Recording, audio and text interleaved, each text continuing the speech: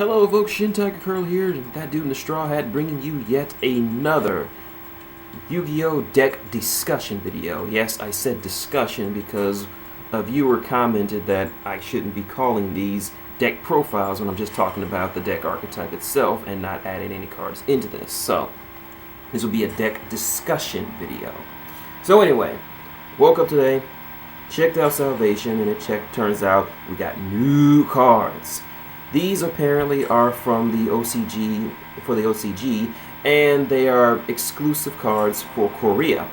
Korea always be getting the hot shit. Korea was also the ones who got the Elder Gods cards and the archetype, so they always get the hot shit. But anyway, what are these new cards? These are Burgesstoma. I'm not sure if I'm pronouncing that right.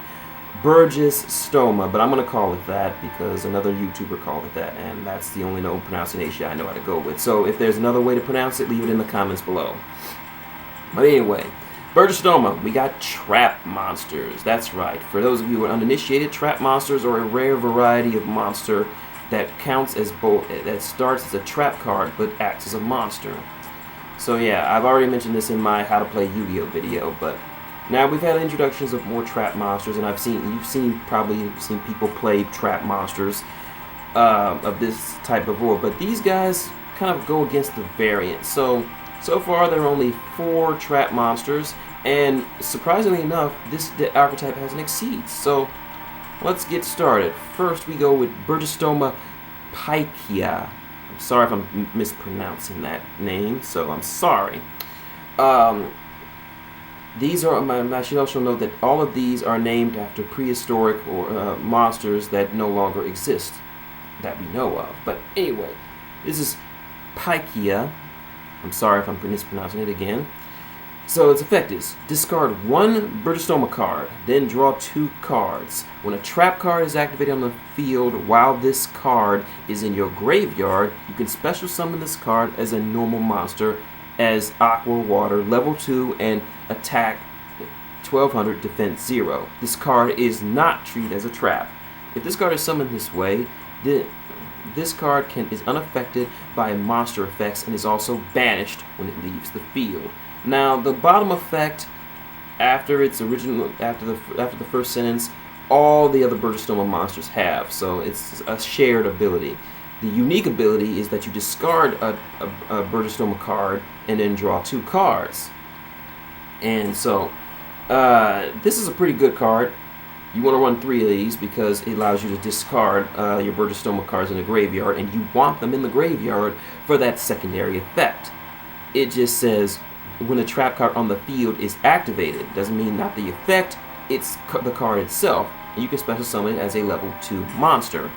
So there's that, and by discarding 1 into the graveyard, you can automatically set up for more combos and what have you, as well as drawing more cards. So there's that.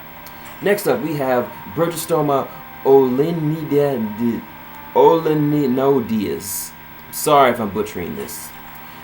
So anyway, its unique effect is that you can target a spell and trap on the field and pop that sumbitch. Again, this is, you want to run 3 because, hey, who doesn't like popping spell and trap cards on the field? Nowadays, there are cards that have effects that pop shit on the field, but this one really doesn't matter much. So you can chain this against Royal Decree or any other spell or trap that activates. So I think it's chainable. Yes, I think so. So run 3, like the others. If a trap is activated on the field, you can just send that you can just play this sumbitch and it comes to the field as a level 2 monster. Next up, Hallucinogen, or Hallucinogena. Sorry. You can target 1 monster on the field. Its attack and defense become half its current attack and defense until the end of the turn. This is basically a shrink. For those of you who don't know, Shrink is a quick play magic card that shrinks your opponent's monster attack by half. But this one does it for both attack and defense. And its current attack and defense, not its standard attack, a lot of that Shrink does. This just, whatever, if it's beefed up to an ungodly level, this cuts it in half.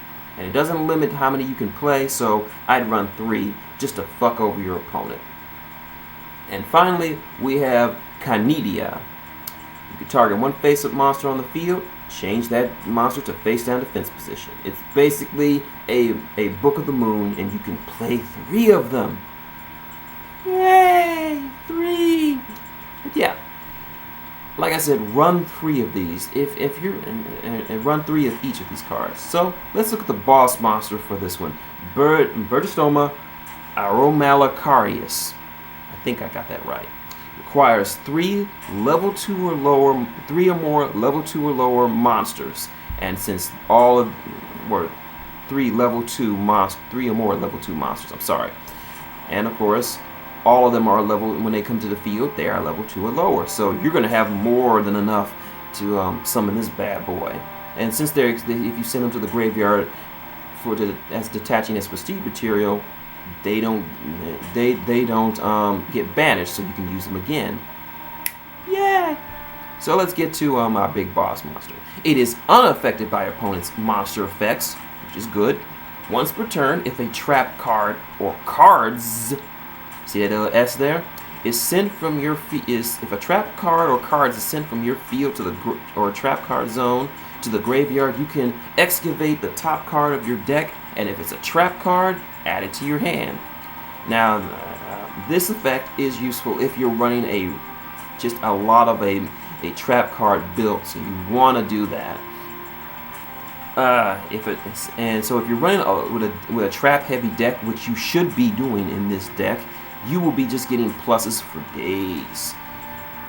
So there's so much synergy with this deck. I'm probably gonna run it. I mean, this is just a preliminary. So otherwise, send it to the graveyard. Once per turn, during either player's turn, if this card has a trap card as an exceed material, you can detach one exceed material from this card, then target a card on the field, destroy it.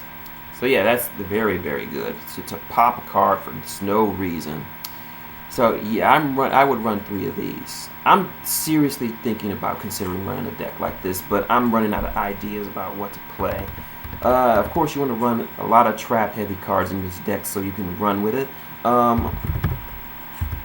I'd run Card D in it, not only because you can, not only because it frees up some space and gives you some draw power, but it's also level 2.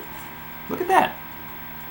You draw more cards and you get level 2, and it's a level 2. So in case you need an extra level 2 to summon this big bitch, you can use Card D. Only if you're desperate. But since this is a level 2 or lower deck that runs on exceeds, let's take a look at some rank 2 exceeds that you might want to run. Okay. Rank 2. There are quite a few rank 2s in here. 13. We got Sky Cavalry Centaria. Just recently released. When this card has a seed material, it can't be destroyed by battle. Nice. This card battles your opponent's monster, and your opponent still controls that monster by the end of the damage step. You can attach an exceed material from this card, and send it back to their hand. Nice. We also have Shining Elf. When your opponent normal or special summons monsters, except during the damage step, you can detach one exceed material from this card and lose 500. That's a good way to punish them for summoning cards that you don't like. Now we have Daigusto Phoenix. You can detach an exceed material from this card, target a face-up wind monster you control. That target can attack twice during the battle phase. Now this guy is a water level monster, so you won't be using him on a myth, but using it on Daigusto Phoenix, you get pretty much 3,000 damage on the field if you get a straight shot with this guy. Succubus.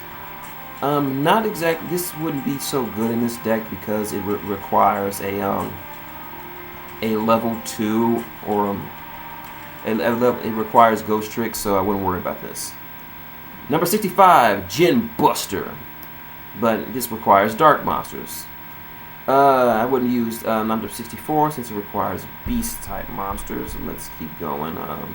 Herald of Pure Light. You can detach one seed material from this card and target a monster in your graveyard. Add that target to your hand and then shuffle one card from your hand into your deck. This is useful for recycling Card D or something like that. Gachi Gantetsu. If this card will be destroyed, you can attach one exceed material from this card instead. All face-up monsters you control gain 200 attack and defense for each exceed material attached to this card. Good for jacking up your Amokaris. We got Cat Shark. This card was has seed material that was originally water monsters, yes, it can't be destroyed by battle.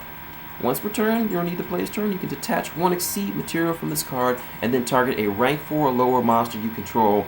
Its attack and defense become double its original attack until the end of the turn. What this means is this card could become a 4800 attacker that can pop shit, or going back up to Daigusto Phoenix, boost.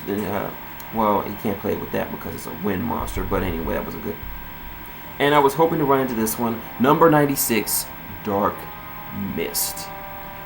During either player's turn, an attack calling this card an opponent's monster, you can detach and exceed material from this card, have that opponent's attack and add it to this card. So I've always wanted to run this guy. I never could find a deck archetype, so I'm going to try to run it with this deck, so just to see how it plays, and I'm going to try my hand at this. And now finally we have number 46, Dark Soul Marionetta.